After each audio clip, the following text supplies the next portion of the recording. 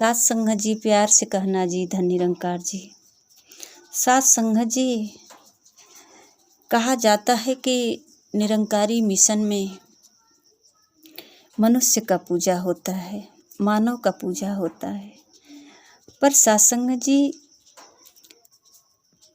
ये नहीं जानने की प्रयास की जाती है कि क्यों होता है मानव का पूजा। सात संगत जी, आज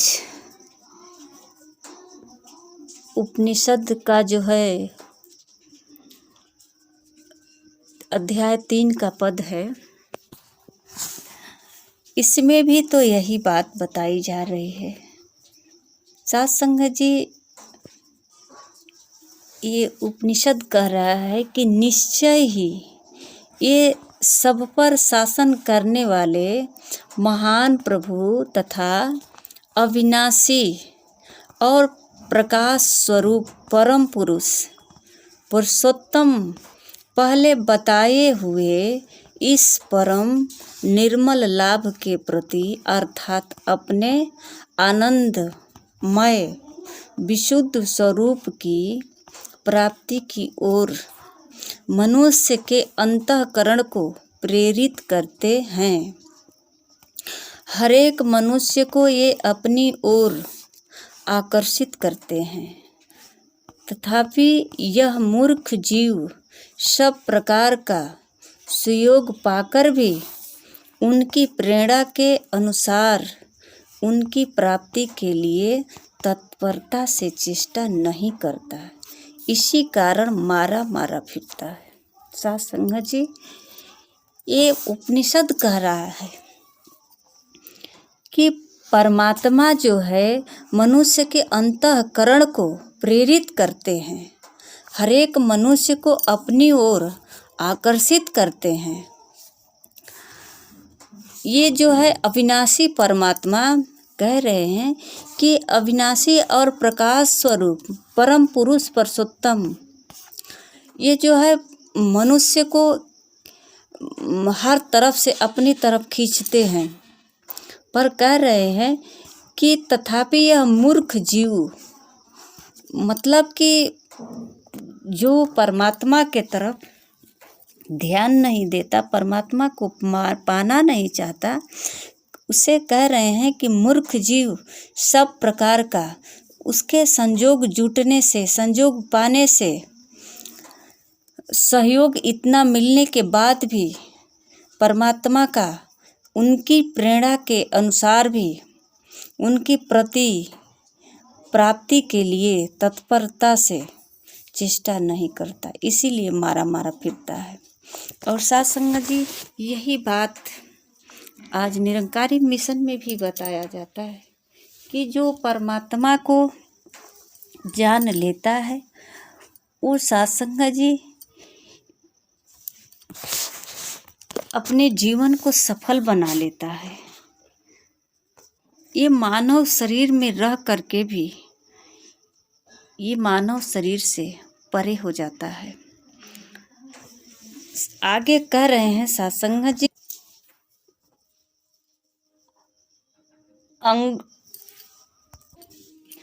अंगुष्ठ मात्र परिणाम वाले अंतर्यामी परम पुरुष परमेश्वर सदा ही मनुष्य के हृदय में सम्यक प्रकार से स्थित है। कह रहे हैं कि परमात्मा के हृदय में ही आत्मा के में, ये मतलब मनुष्य के आत्मा जिसे कहा जाता है यही परमात्मा है, और हृदय में सदा ही मनुष्य के हृदय में ये स्थित है और मन के स्वामी हैं, तथा निर्मल हृदय और विशुद्ध मन के द्वारा, निर्मल हृदय वाले विशुद्ध मन के द्वारा ध्यान में लाए जाकर प्रत्यक्ष होते हैं। और जो साधक इन पार ब्रह्मा परमेश्वर को जान लेता है वे अमर हो जाते हैं। और सात संगत जी, लोग हंसते हैं, कहा जाता है कि जो निराकार का साक्षात्कार कर लेता है वो जीवन मृत्यु से मुक्त हो जाता है। तो हंसते हैं कि ऐसा क्या मिलता है निरंकारी मिशन में। और सत्संग जी, ये बात तो पहले से शास्त्रों में भी लिखी गई है कि जो मन के स्वामी है तथा निर्मल हृदय और विशुद्ध मन के द्वारा ध्यान में लाए जाकर प्रत्यक्ष देख लेता है, साक्षात्कार कर लेता है गुरु के द्वारा, वो साधक पार ब्रह्म परमेश्वर को जान लेता है और अमर हो जाता है, अर्थात सदा के लिए जन्म मृत्यु मरण से छूट जाते हैं। आगे कहते हैं अमृत स्वरूप बन जाते हैं। यहाँ परमात्मा को अंगुष्ठ मात्र परिणाम वाला इसलिए बताया गया है कि मनुष्य का हृदय अंगूठे के नाप का होता है। मनुष्य के हृदय अंगूठे के बराबर होता है और वही परमात्मा की उपलब्धि का स्थान है। ब्रह्म सूत्र में भी इस विषय पर विचार करके यही निश्चय किया गया है। सारे शास्त्र जो है यही बात बताया जाता है। निरंकारी मिशन में तो कोई नई बात तो नहीं बताई जाती है, केवल वही दोहराया जाता है, सदियों पुरानी बात है। और जो पीर पैगंबर पहले से जो बताए हैं उसी को दोहराया जाता है, कोई नई बात नहीं बताई जाती है। सत्संग जी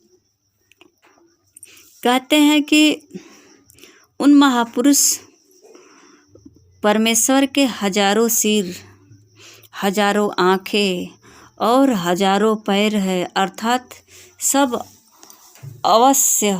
अवश्याओं से रहित होने पर भी, सब आवश्यकता होने के रहित होने पर भी उनके सिर, आँख और पैर आदि सभी अंग अनंत और असंख्य है।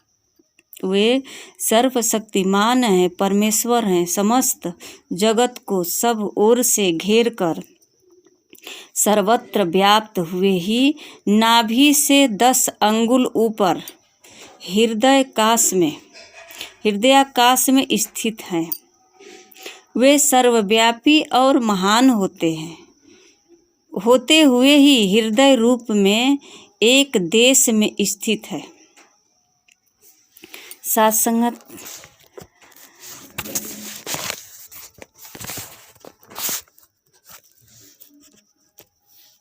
भाव यह कि वे अनेक विरुद्ध धर्मों के आश्रय हैं, जो अब से पहले हो चुका है, जो भविष्य में होने वाला है और जो वर्तमान काल में अनेक अन्न के द्वारा अर्थात खाद्य पदार्थों के द्वारा बढ़ रहा है। वह समस्त जगत परम पुरुष परमात्मा की ही स्वरूप है, परमात्मा का ही स्वरूप है। वे स्वयं ही अपनी स्वरूप भूत अनिश्चित शक्ति से इस रूप में प्रकट होते हैं तथा वे ये अमृत स्वरूप मोक्ष के स्वामी हैं, अर्थात जीवों को संसार बंधन से छुड़ाकर अपनी प्राप्ति करा देते हैं। अतः उनकी प्राप्ति की अभिलाषी साधकों को उन्हीं की शरण में जाना चाहिए। साथ संगत जी, इस संसार जो दिख रहा है ऐसा कोई जगह नहीं है। अन्न से लेकर फल तक, जड़ जीव तक सब में परमात्मा ही हैं। कहते हैं उन परमात्मा के हाथ पैर आँखें सिर मुख और कान सब जगह है। वे सब जगह सब शक्तियों से सब कार्य करने में समर्थ हैं।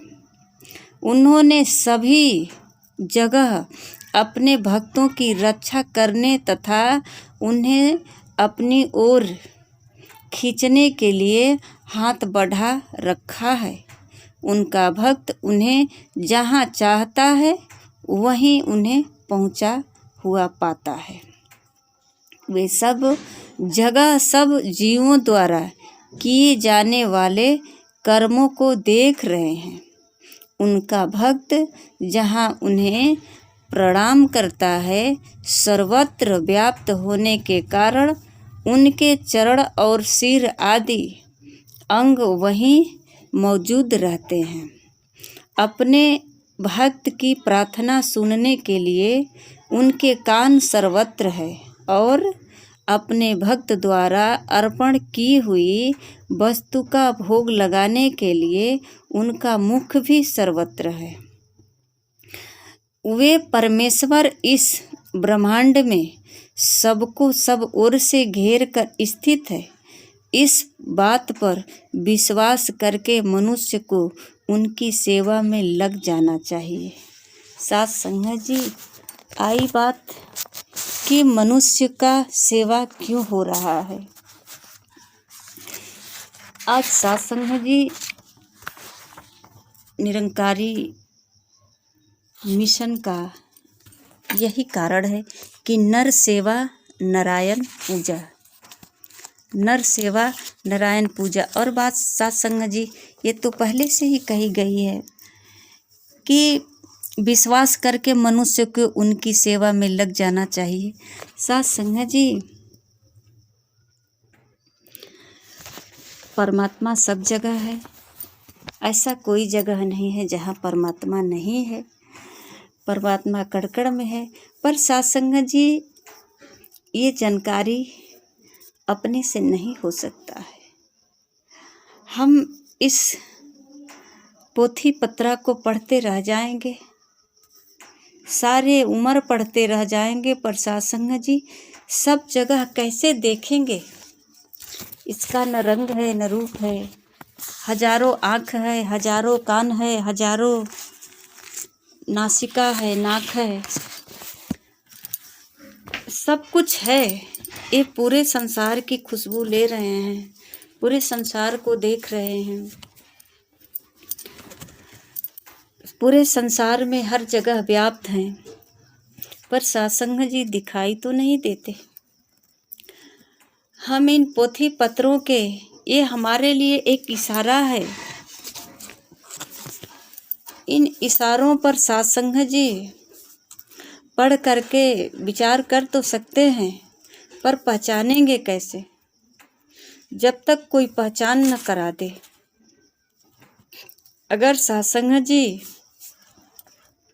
अगर किसी व्यक्ति को एक कागज के टुकड़े पर लिख कर दिया जाए कि तुम्हारा घर इस राज्य और इस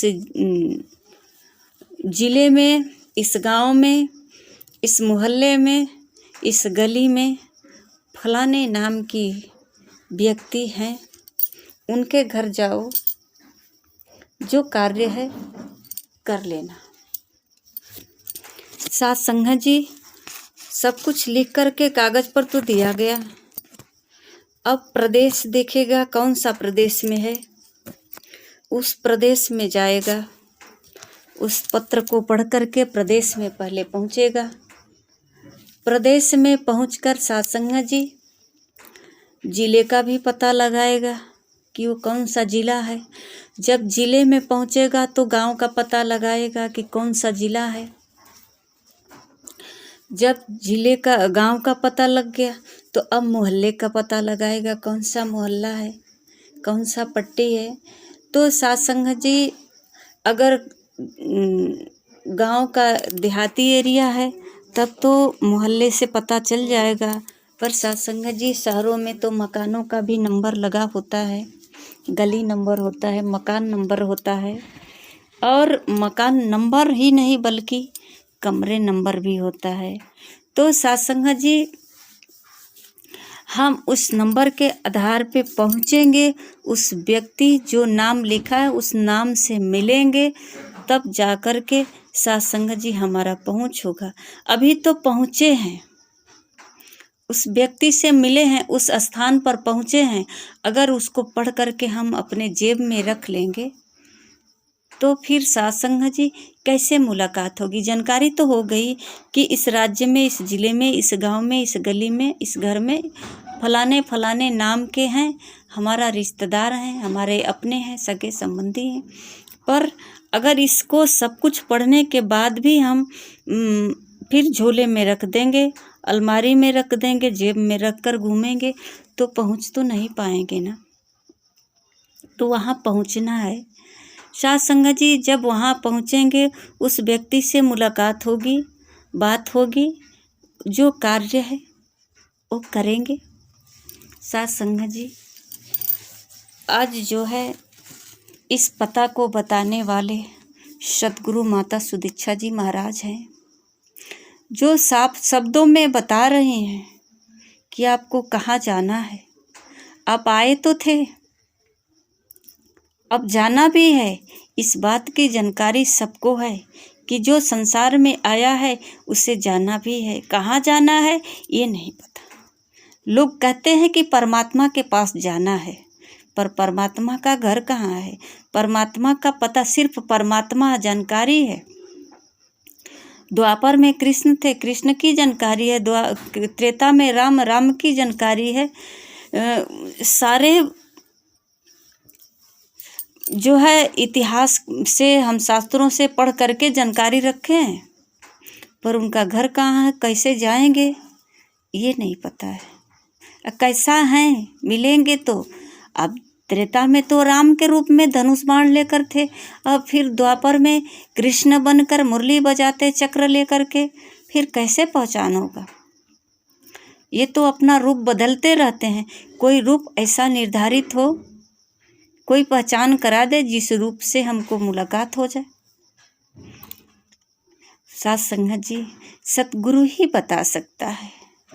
सतगुरु के सिवा इस दुनिया में कोई नहीं बता सकता परमात्मा को। और परमात्मा कहीं दूर नहीं, परमात्मा मानव के हृदय में ही है, मनुष्य के हृदय में ही है। ऐसा इस उपनिषद में लिखा था, जो अभी पढ़ करके दासी सुनाई थी। साथ संगत जी, यही प्रार्थना विनती है साथ संगत जी कि हम शास्त्रों को पढ़ें, खूब मन से पढ़ें, इसका कदर करें, एक एक शब्दों का कदर करें और इशारे को समझें और अपने जीवन को सफल बनाएं। साथ संगत जी, प्यार से कहना जी, धन्य निरंकार जी।